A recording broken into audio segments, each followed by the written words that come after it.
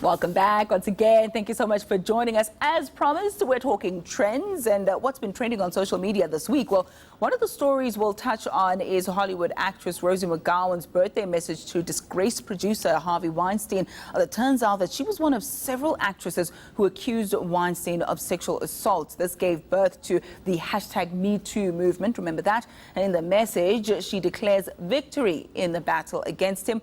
But let's talk about not only that, other issues coming to the fore, and in studio to discuss it further, online multimedia producer Kumo Pudumo, as well as multimedia editor Dudu Matebula. Ladies, always a pleasure. Thank you very much for joining us. Thank you for We're going to having us. park the Harvey Weinstein issue just for a moment. We will get to it before we wrap. But I want to talk a little bit about brand influencers, because that's been doing the rounds as well. I know one of the magazines, a hard copy media outlet, was featuring some of the brand influencers, and it's got a lot of talking points there.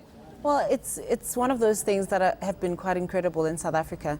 I mean, we've been seeing a lot of people posting on social media. I mean, their Instagram pages look like they could be walking catalogs. But what's important about that is that people need to understand that brands do want to align themselves with people like that, because it's hard to get celebrities to model, their brands and their products to the public. So what these people do essentially is grow a following, and once a brand feels that they've aligned themselves properly and they've got the correct image. I mean, we're looking at images of Kifilo Mabote, who's done really well. I mean, she started her trend, her following, started growing her following a couple of years ago, and now she's blossomed so much. She's doing a lot of international brands.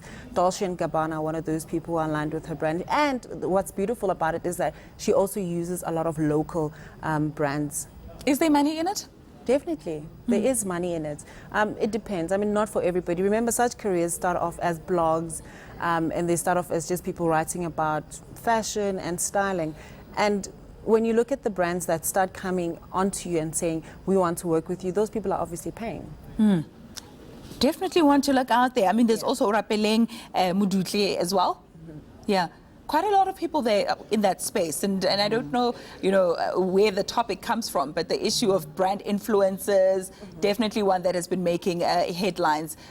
Is it just something that has grown recently? It's always been there. I mean, it's been around for just a few years. And what we need to note is that there's two different kinds of influencers. There are cultural influencers, and then there are commercial. I think somebody like her, what we're looking on screen now, Kifilo, is somebody who is a commercial. So what she shares on her Instagram is nothing about her personal life, but what cultural influencers do is basically the crafts that they do. They're artists, they're either photographers or they're singers who don't have necessarily a huge following, but people follow their trends because they are trendsetters, and they start setting trends in society. And those are the more long-lasting ones, I would say. Which brings us to the topic of keeping up with appearances, because waking up in the morning and looking like the lady we're seeing on screen at the moment is something I'd imagine that's very difficult to do. But there's so much pressure on social media, and the question is it a realistic expectation for people to keep up with appearances? You know what, growing up, I always wanted to be in the perfect Hollywood picture. Be one of the Kardashians, turn out to be a Kanye West, or become really influential as them. However, the shoe doesn't necessarily fit if you're not coming from a bank or a tax bracket that fits the same way that these people's tax bracket fits. It's a prime example of Sia Beile, who's a young influencer, a designer, who showcased his ensembles on the Mercedes-Benz Fashion Week runway last year, August. And he failed to pay 20 models that actually showcased this for him.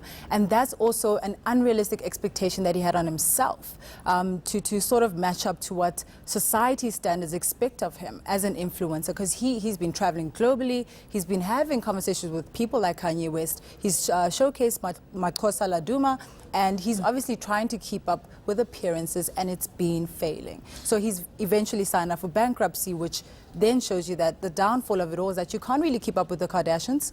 You can't really be a Kardashian. The Kardashians have been in the game for 10 years, so it's really hard for young up-and-coming designers and influencers to keep up with the Kardashians, because it leads to anxiety, it leads to depression, and that's one thing that really is a downfall for many people. Let's stay with bankruptcy for a moment. I see here Toys R Us are blaming the millennials for not having children for the company's bankruptcy. Yikes! What's happening there? I think it's that kind of research is, yeah, it's quite strange. And I mean, when they say that they're focusing on millennials, I mean, millennials will be people that were born between 1980 and 1997. And they're saying that these people are not baby boomers.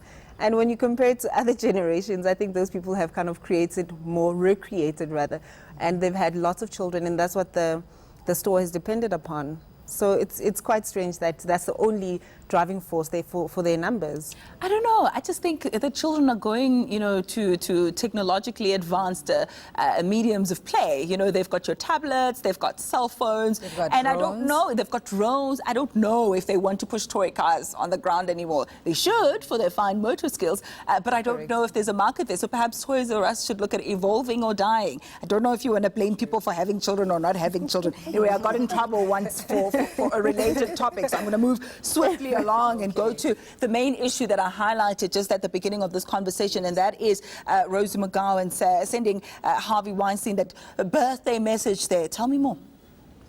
Well, the hashtag #MeToo is obviously, an evolving movement for females that have been harassed, have been assaulted. It's just really ironic how, this is all about like bad karma. It sort of kind of comes back to Harvey Weinstein, a person who was oppressing females in an industry that is huge in Hollywood and is now facing the consequences of his actions. I really do, I don't condone responses like that, but I do feel like, they did win a victory against Harvey Weinstein. What did the message say? I missed that one on social media. Well, the message typically says a lot of people have called it creepy. I mean, she's shooting it in a very kind of close up, and she looks almost upset in the video, and she says, well, happy effing birthday to you. Guess what? I told you if you worked on something like this, you did something to another woman, 20 years later, I would come for you. I mean, we won. So a lot of people have, and she winks at him. So it's one of those things. But it also, I think it also just captures the mood of all women who are just not willing to stand, and stand by and watch other women get abused. So it was quite trending this week. My goodness. All right, so now we've been kept abreast with some of the things that we may have missed on social media, because that is a world that evolves by the second. You blink and before you know it, something else is trending. Thank you very much for your thoughts, your input and your insight. That was ENCA online multimedia producer Kumu Pudumo, as well as multimedia editor Dudu Matebu.